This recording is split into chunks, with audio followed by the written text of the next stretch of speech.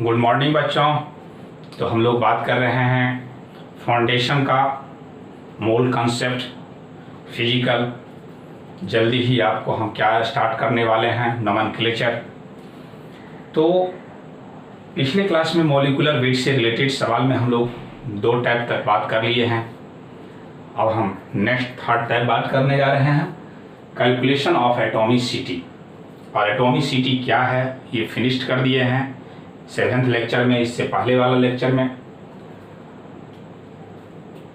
तो calculated molecular weight, molecular mass is equal to given mass, इससे compare करके हम निकाल सकते हैं एटॉमिसिटी। तो हम डायरेक्ट सवाल ले लेते हैं, what is the value of x if molecular mass of SOX is 80। दे दिया गया जो इसका मॉलिक्यूलर मास जो है वे 80 है, ये मेरा गिवन मास हो गया। अब हम क्या करते हैं, कैलकुलेट करते हैं। तो जब कैलकुलेट करेंगे तो molecular mass of SOX, sulphur का मास कितना होता है 32। ये दिया हुआ रहेगा, याद भी रखना है। जो atomic mass of sulphur is equal to 32 और ऑक्सीजन का 16 होता है। ये हम लोगों को क्या करना पड़ेगा, याद रखना पड़ेगा। अब हम जो मॉलिक्यूलर मास का रूल जानते हैं ऐड करने का, उससे ऐड करें तो 32, जैसे ही एलिमेंट चेंज हो तो बीच में प्लस, फिर यहाँ पे एटॉमिसिटी x और ऑक्सीजन का मास 16, तो 32 प्लस 16x दोनों ऐड नहीं किया जा सकता है क्योंकि इसमें x है और इसमें x नहीं है। तो इस तरह से ये कैलकुलेटेड मास आ गया।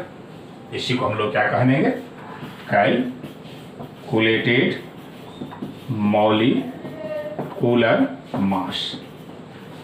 और गिवन मास तो क्वेश्चन में है, तो हम कहेंगे जो calculated molecular mass is equal to given molecular mass.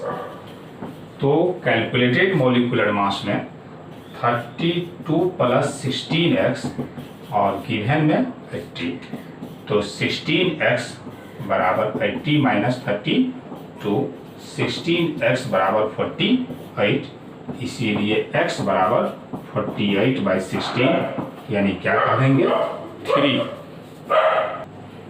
तो कितना आ गया हम लोगों को एटॉमिसिटी, 3 आ गया। यानी फार्मूला क्या हो जाएगा, SO3। तो क्या समझे, इस तरह से एक अननोन एटॉमिसिटी हम क्या कर सकते हैं, फाइंड कर सकते हैं। फिर नोट कीजिए, एक सवाल और ले लेते हैं ताकि आप लोग अच्छा से क्लियर हो जाए। तो नेक्स्ट सवाल देख लेते हैं, what is the value of x if molecular mass of H2C2O4 into XH2O इतना। तो अगेन हम मॉलिक्यूलर मास को कैलकुलेट करें, तो molecular mass of H2C2O4 into XH2O। तो जब आप कैलकुलेट करेंगे तो 1 इंटू 2 है ना, प्लस 2 इंटू 12 प्लस 4 इंटू 16, और यहीं पे थोड़ा सा सावधानी रखना है, x इंटू 2 इंटू 1 x, फिर 2 एटॉमिक वेट 1, फिर x इंटू 16। तो यहाँ से यहाँ तक सम करने के बाद 92x plus 16x 90 plus 18x, ये आ गया हम लोगों को कैलकुलेटेड। और गिवन दिया हुआ है 126, तो 90 plus 18x is equal to 126, तो 18x इक्वल टू इतना, इसीलिए 18x इक्वल टू कितना 36, इसीलिए x बराबर 36/80, यानी 2 टाइम्स में कैंसिल, यानी x बराबर 2 हम कह सकते हैं H2C2O4 इंटू 2H2O। क्लियर हो गया। अब आप एटॉमिसिटी निकाल सकते हैं। तो पॉज कीजिए, नोट कीजिए, अगला टाइप लेते हैं। तो बहुत ही इंपॉर्टेंट टाइप है ये, calculation of minimum molecular weight. कम से कम मॉलिक्यूलर वेट कितना होगा। तो डायरेक्ट हम सवाल पे चले आते हैं, उसी के सहारे रूल को समझाएंगे। What is the minimum molecular mass of insulin. Insulin का कम से कम मॉलिक्यूलर मास कितना होगा if it contain 8% sulphur by weight. उस इंसुलिन में सल्फर कितना परसेंट है, 8%। और बाय वेट का मतलब हुआ जो टोटल जो वेट है इंसुलिन का, उसमें 8% सिर्फ सल्फर है। तो बताइए उस इंसुलिन का मिनिमम मॉलिक्यूलर वेट क्या होगा।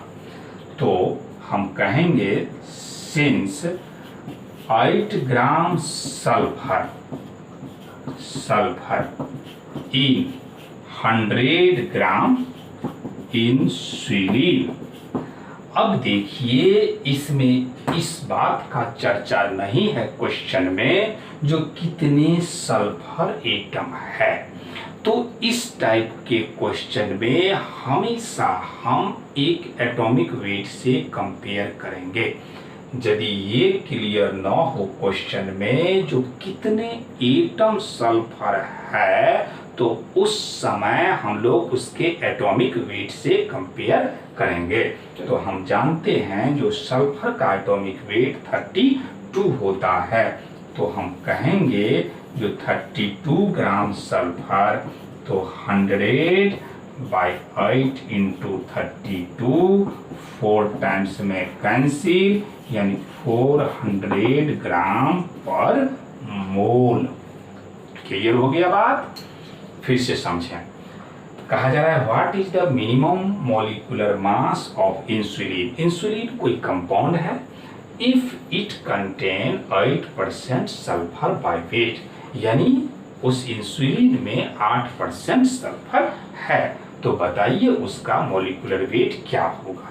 तो यदि कुछ ना दिया गया हो सवाल में, देखिए जो कितने सल्फर एटम है उसका कोई चर्चा नहीं है, तो उस समय हम कितने एटम से कंपेयर करेंगे, 1 एटम से। और ऐसा भी सवाल हो सकता है जो कह दिया जाएगा 2 एटम 4 एटम, तो उतना से कंपेयर करेंगे। तो वही लिखे हैं रूल में, in this case if no any information about number of atom then we comparing 1 atomic weight, यानी एक एटॉमिक वेट से हम क्या करेंगे, कंपेयर करेंगे। तो वीडियो को पॉज कीजिए, नेक्स्ट सवाल लेते हैं। तो देखें इस सवाल को, बहुत ही इंपॉर्टेंट सवाल। ए पॉलीस्टाइरीन और फार्मूला इतना, ये फार्मूला दे दिया गया हमको, देख रहे हैं। Was prepared by heating styrene with tribromo benzoyl peroxide. यानी यहाँ जो दिया हुआ है प्रिपेयर्ड, इससे कोई फिजिकल का कोई मतलब नहीं है, ये ऑर्गेनिक का बात हो गया। In the absence of air it was found that it contain इतना परसेंट ब्रोमीन। ये पाया गया जो इतना परसेंट ब्रोमीन है। By weight find the value of n। तो n का वैल्यू फाइंड करना है। वीडियो को पॉज करके पहले अपने से ट्राई करें। ट्राई कर लिए, अब देखिए। तो मेरा मकसद होगा सबसे पहले इसका मॉलिक्यूलर वेट फाइंड करें। तो सबसे पहले हम क्या करेंगे, मॉलिक्यूलर वेट। कंडीशन के अनुसार जब इतना परसेंट ब्रोमीन है 10.46 ग्राम ब्रोमीन, तो उस समय 100 ग्राम जो होगा ये होगा Br3C6H3C8H8n। इससे पहले जो सवाल लिए उसमें कुछ ना दिया गया था फार्मूला, किसी प्रकार से एटम का कोई डिस्कशन नहीं था। तो कितने एटम का कंपेयर किए, 1 एटम को लेकर के। लेकिन इस बार तो फार्मूला दे दिया गया, तो फार्मूला में देखना होगा जो ब्रोमीन एटम है कितना, तो कितना है 3। एक ब्रोमीन का वेट कितना है 80। तो इसीलिए यहाँ पे हम कह देंगे 240। समझे बात, कहाँ से ला लिए, यानी 3 एटम है, और ये तो 8 3 24 240। अब इतना 100/10.46 इंटू 240। अब इसको जो सॉल्यूशन करके आ जाएगा वे हम लोगों को क्या मिलेगा, इसका मॉलिक्यूलर वेट मिलेगा। तो इसको सॉल्यूशन करने के बाद जो आ जाएगा 94.45, ये हम लोगों को मॉलिक्यूलर वेट इतना ग्राम पर मोल। अब ये सोचिए जब इसका मॉलिक्यूलर वेट मिल गया, ये मॉलिक्यूलर वेट, ये एक तरह से समझे जो गिवन मॉलिक्यूलर वेट है, तो क्या अब हम मॉलिक्यूलर वेट कैलकुलेट कर सकते हैं क्या? यानी molecular weight Br3 C6 H3 C8 H8N, और यही N पता करना है। तो यदि इतना को हम सॉल्यूशन कर लें तो ये सॉल्यूशन करने के बाद देखिए कैसे कैसे होगा।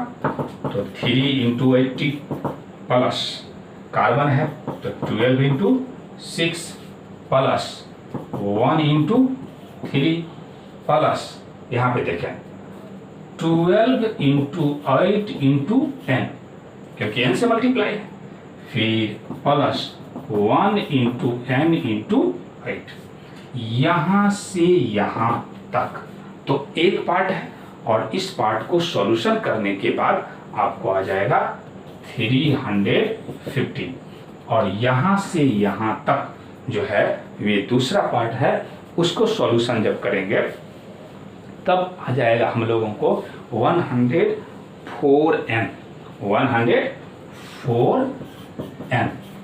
अब देखिए ये भी मॉलिक्यूलर वेट और ये भी मॉलिक्यूलर वेट, अब दोनों हम इक्वेट कर सकते हैं कि नहीं कर सकते हैं?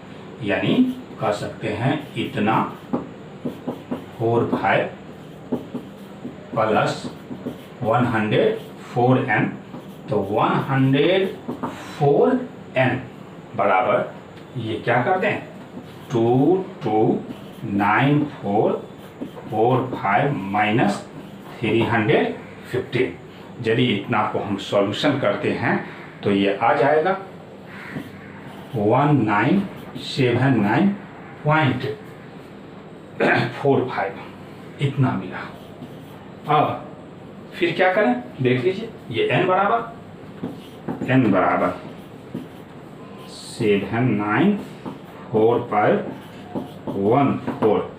अब इतना को यदि हम डिवाइड करेंगे तो 19.033 आएगा। लेकिन याद रखें जो एटॉमिसिटी जब भी आपको समझा दिए हुए हैं, जो कभी भी फ्रैक्शन नहीं होगा, कभी भी निगेटिव नहीं होगा, कभी जीरो नहीं होगा, तो ये वैल्यू तो मेरा फ्रैक्शन में आ गया। तो जब फ्रैक्शन में आ गया तो नियरली हम क्या कह देंगे, नहीं। ध्यान दें यहाँ पे फ्रैक्शन, जैसे हम लोग जब भी बोलेंगे तो एक एटम हाइड्रोजन, एक एटम ऑक्सीजन, वैसा ही जैसा कि आदमी, कभी आप सुने जो 1.5 आदमी आया है, 2.25 आदमी आया है, इस तरह से संभव नहीं है। उसी तरह से एटम भी ऐसा संभव नहीं है। तो वीडियो को पॉज करें, नोट करें